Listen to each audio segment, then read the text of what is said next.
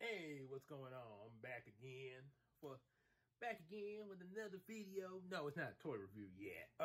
Still might do that later, but not for this one.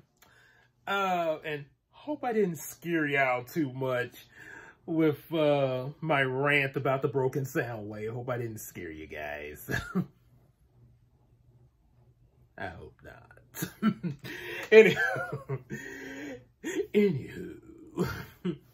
Anywho, so what we talk about in this video is about CJ and Yumeko. Yes, if y'all hadn't seen that, I will have the link to that little mini video in the description box if you haven't seen that. Be sure you check it out. Check that, stop this video and go click that link and check it out real quick and then come back.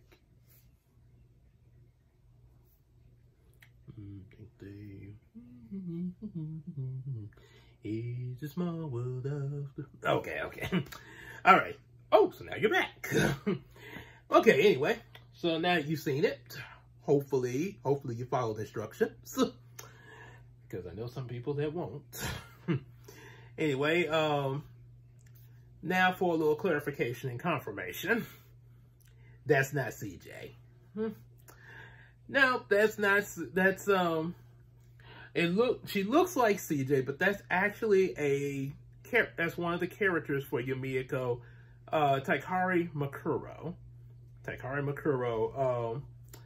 She actually, when I first came up with her before Yumeko,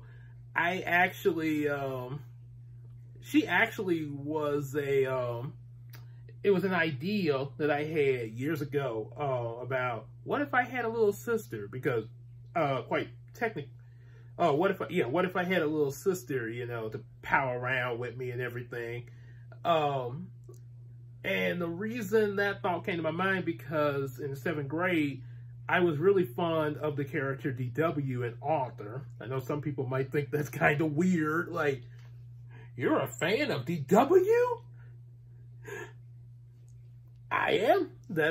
I'm not saying that I don't like the other characters or, you know, but I put it this way, out of the female leads in the show, my favorite is DW.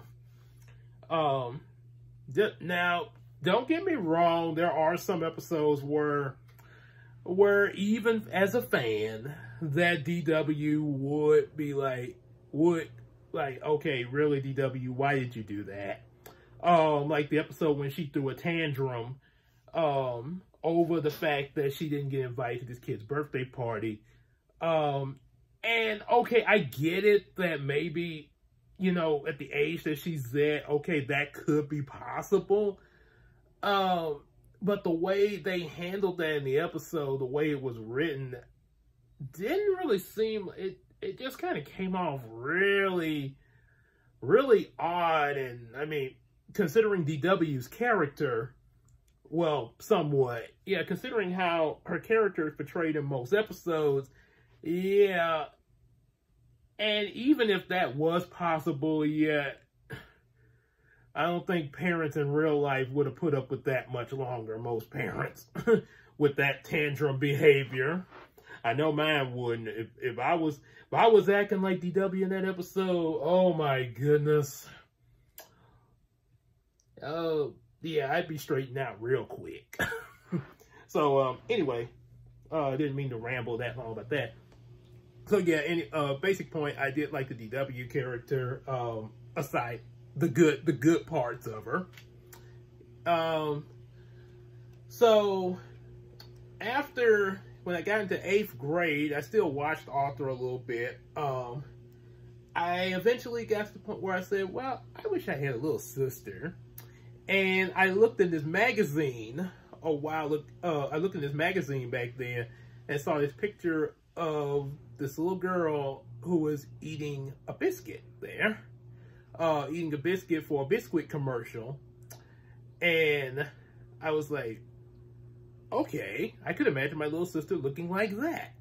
So I cut the picture out. I cut the picture of the magazine out, and that became my little sister. And back then I called her Ashley. I guess you're probably gonna say, oh, like Ashley Banks from the Fresh Prince of Bel-Air. And yes, I may have thought of, I may possibly was thinking of that.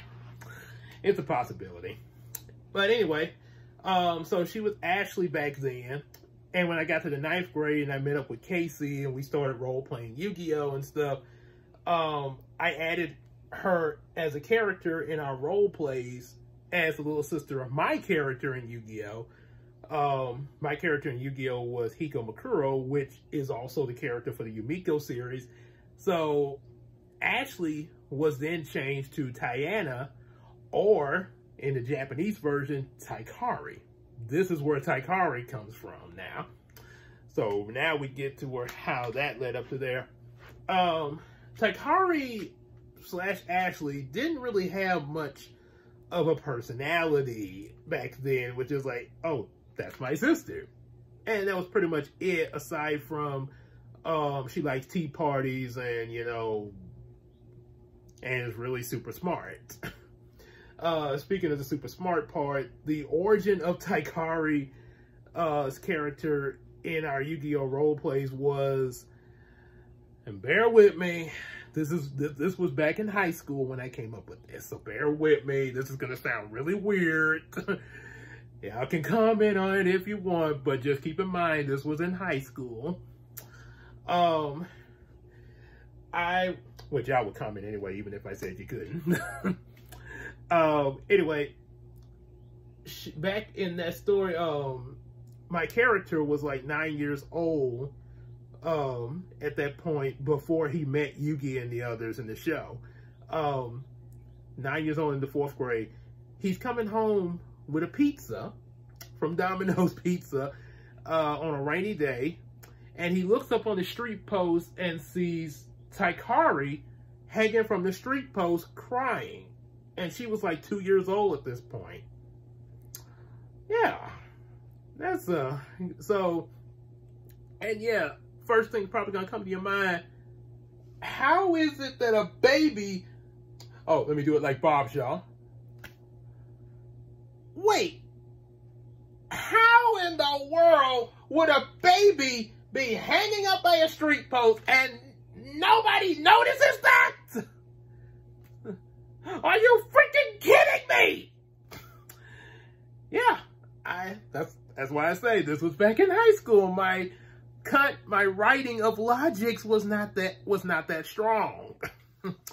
Yeah, I didn't think of the logics behind that. So yeah, looking back on it, yeah, how would nobody else other than Hiko not have noticed this?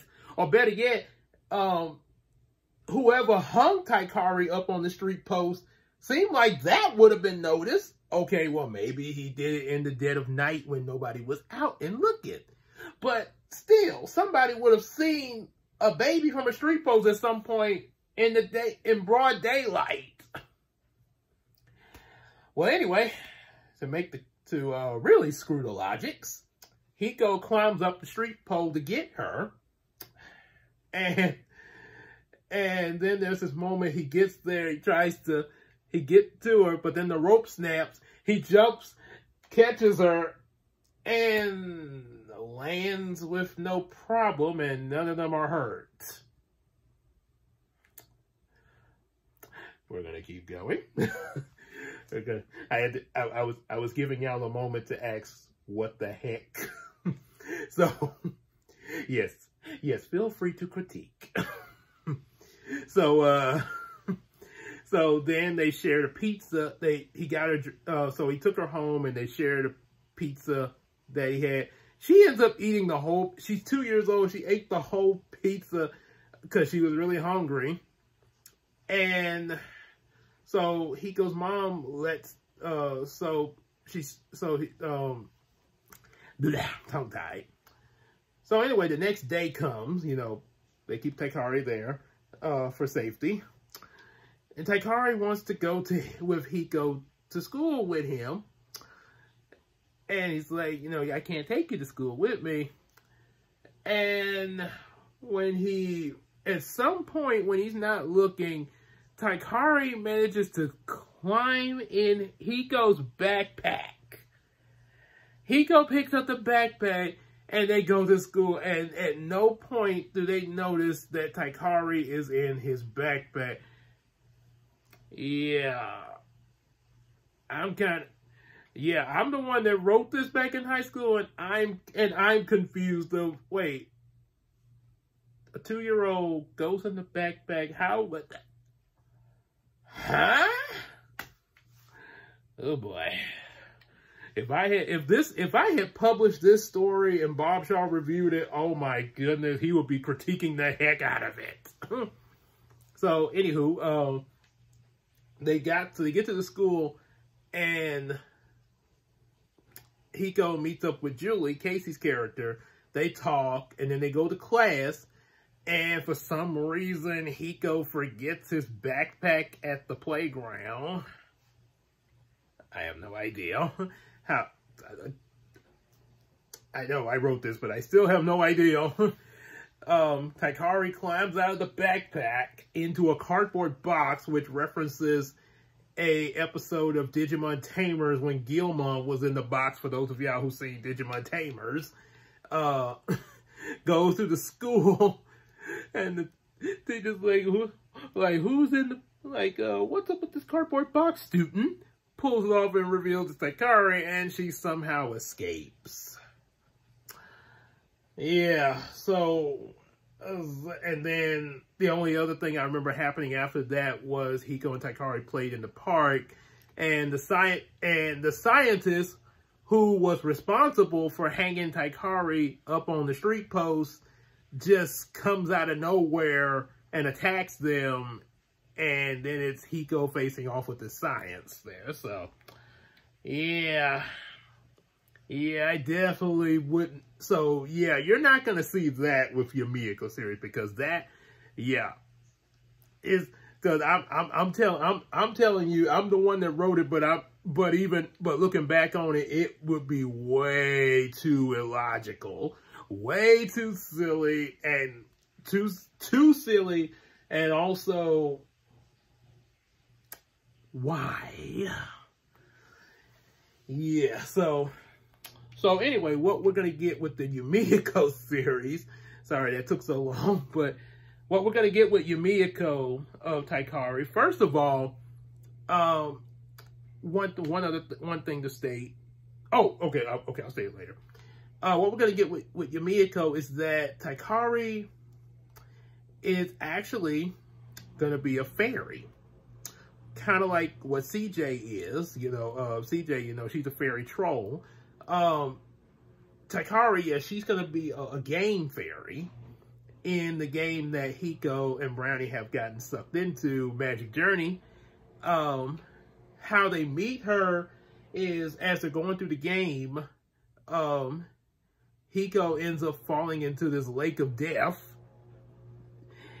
Yeah, and before y'all freak out, this is actually a reference to the game Star Tropics, as I probably stated in the last video.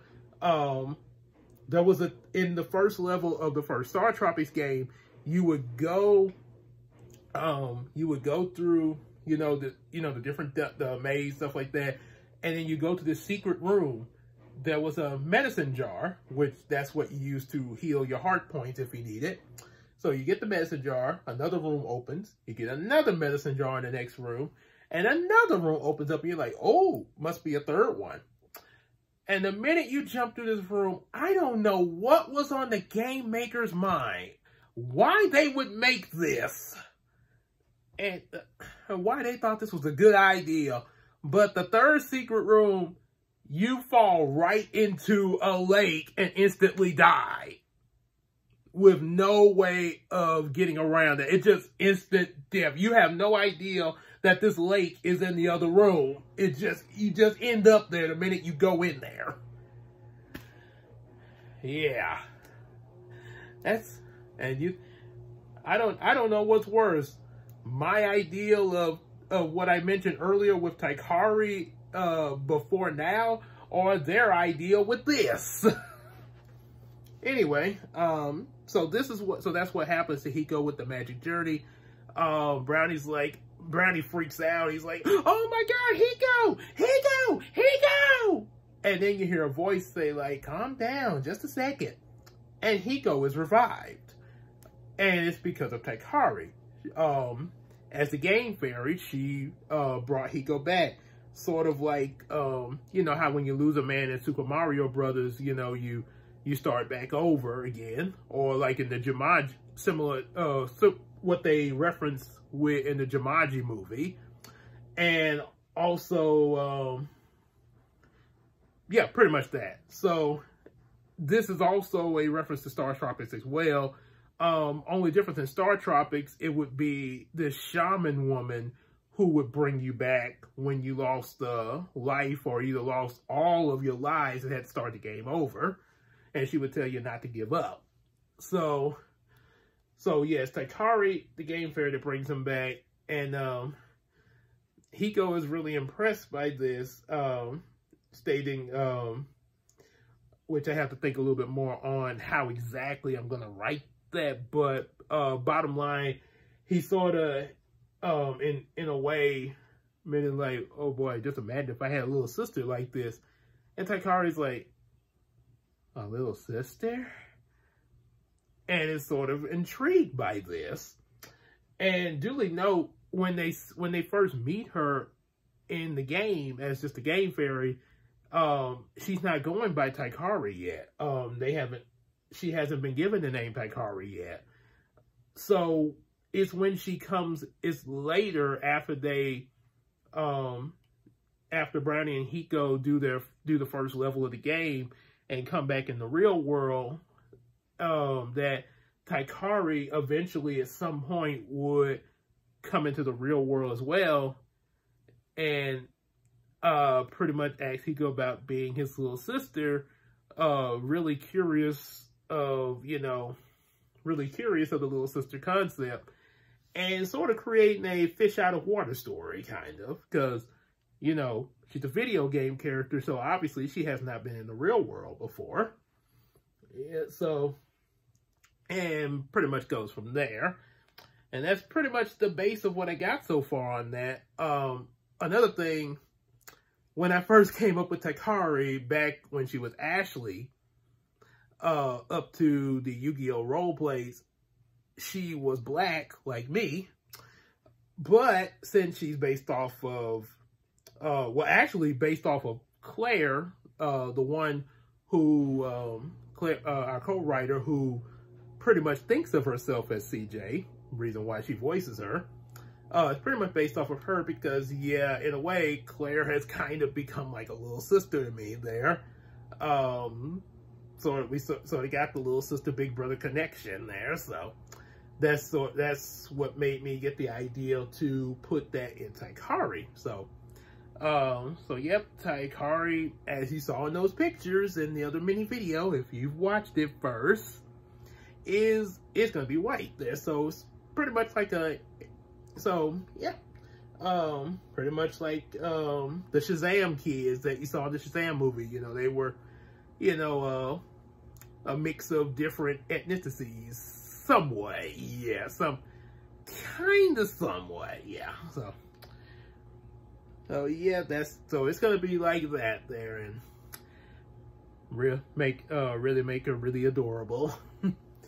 So that's pretty much what I got to say on that. And like I say, you know, if I have time, depending on what all we do with you know, the script, trying to get it finished, you know, what we can get of it today, I might be able to come back and do a toy review today. If I don't, which 9 times out of 10 probably won't, that I definitely will take another shot at the toy review first thing in the morning.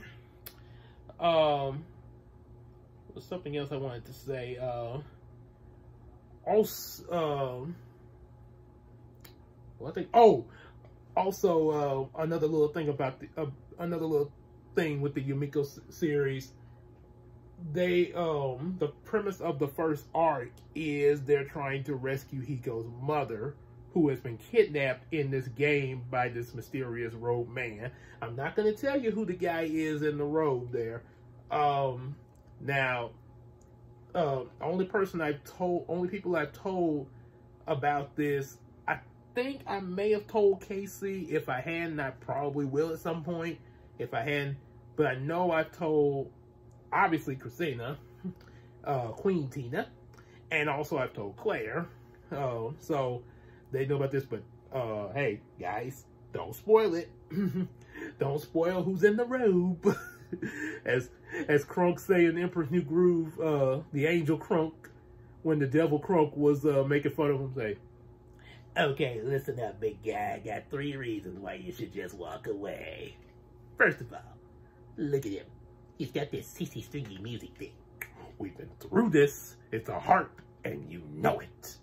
Oh yeah, that's a harp. And that's a dress. Robe." Oh boy. But yeah, that's gonna be the premise of the first arc, is rescuing Hiko's mother from this mysterious robe man. And the guy in the robe will turn out to be the climax villain of the first arc, of course. Which of course there's gonna be some other story arcs, obviously. And the second arc will result from the first arc, like a direct reaction to it, and so on and so on. So yeah, that's pretty much that. Also, I think that's pretty much it. Yeah, at least for now. If something else comes through, definitely will inform you in another update later down the road. But as for now, that will be it. Going to continue working on the season 1 reaction there, so we can start voice recording and get those illustrations. So during the month of May, we can start completion and releasing. That way before June is over, y'all can have the season 1 reaction. We can start season 2. Season 2 of Brownie Reactions.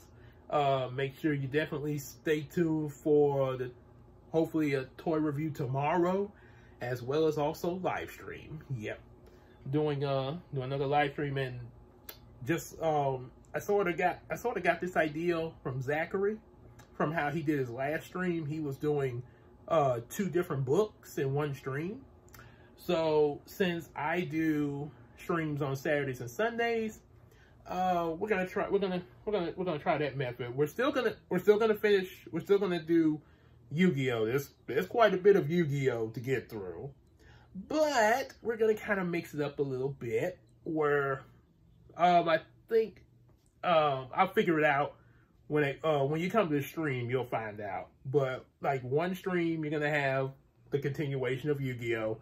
And next stream, we're going to bring forth a different series to go into. So that way we kind of be going back and forth. So yep, so there's that. And we'll see y'all then. Take care.